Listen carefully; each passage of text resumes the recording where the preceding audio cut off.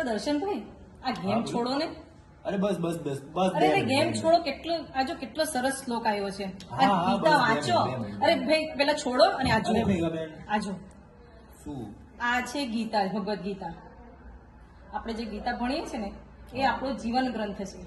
હા પણ બસ 2 મિનિટ હું ગેમ તો ગેમ ના રમવાની. મોબાઈલમાં પણ જો તમે આ તમારા મોબાઈલ જ વાપરો છો ને તો મોબાઈલમાં પણ ટેકનોલોજીના માધ્યમથી પણ તમે ગીતા શીખી શકો છો. ટેકનોલોજીના માધ્યમથી હા ગીતા એક એપ્લિકેશન તમે ડાઉનલોડ કરો અને તમારા જીવનમાં જે પણ પ્રશ્નો હશે ને એનો ઉકેલ આ ગીતામાં મળી રહેશે.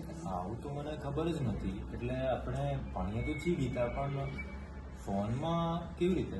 જો તમે એનામાંથી તમે ગીતાના એક એક શબ્દનો અર્થ જો જોશો ને તો જીવનમાં માણસે આત્મવિશ્વાસ પેદા કરે છે. તમારી કોઈ પણ મુશ્કેલી હોય તેનું નિરાકરણ ગીતા કરી દે છે. એ માનવ માત્રની જીવન ગ્રંથ છે. આ કહેવાય ને કે ફક્ત ને ફક્ત હિન્દુ ધર્મ માટે નથી એ ગીતાજી, પણ એને વૈશ્વિક ગ્રંથ બની શકે છે. આપણા યુનિવર્સિટીનો પણ લોગો છે ને યોગ કર્મસુ કૌશલ્યમ, એ ગીતામાંથી જ તો લીધો છે. એ ગીતાનું જ એક ચરણ છે. અનન્યાસ ચિંતયંતોમાં એ જના પરિઉપાસતે તેષામ નિત્યાભિયુક્તાનામ યોગક્ષેમમ વહામ્યહમ. કે આપણું યોગક્ષેમ કોણ ચલાવે છે?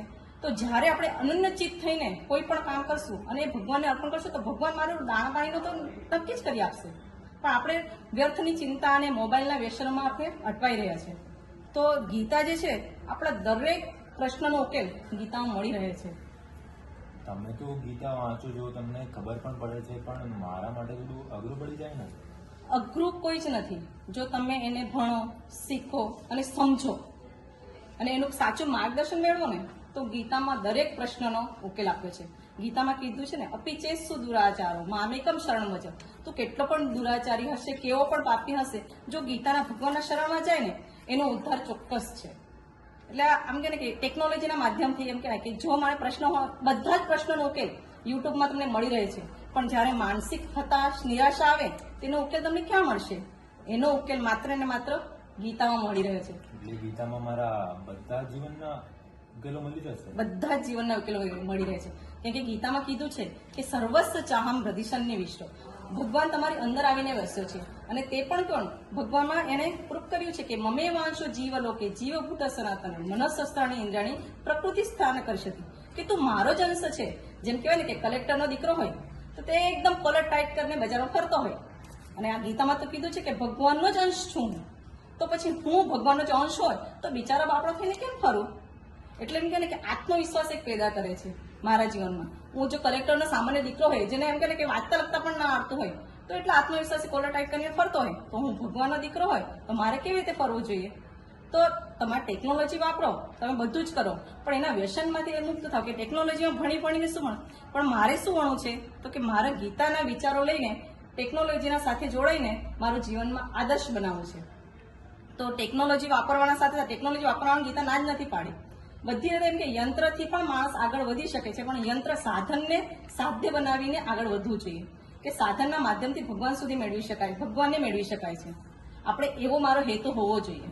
એટલે ગીતામાં દરેક પ્રશ્નનો ઉકેલ છે.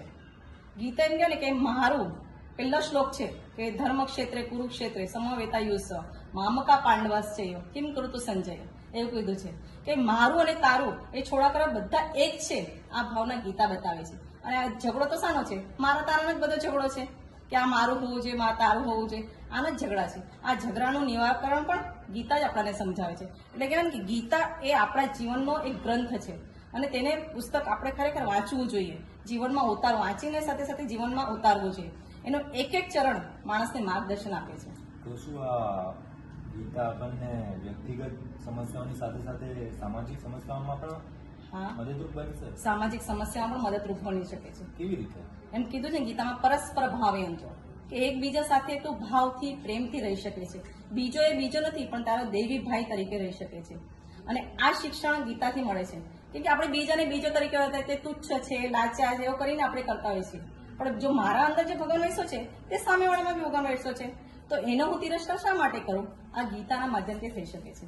એટલે ગીતા માટે મારે તો ખરેખર ગીતાનો અભ્યાસ હોય ને તો બધા જ સમાજનું નિરાકરણ થઈ શકે છે, વ્યક્તિગત નિરાકરણ થઈ શકે છે, અને એમ કહેવાય ને કે સામાજિક નિરાકરણ થાય તો બધું જ નિરાકરણ થઈ શકે છે.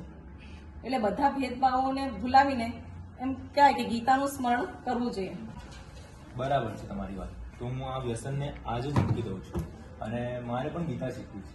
પણ તમે મને શીખવાડશો? ચોક્કસ ચોક્કસ, ખરેખર હું સમય કાઢીને તમને ચોક્કસ ગીતા શીખવાડીશ અને તમે એનું જીવનમાં આચરણ કરજો.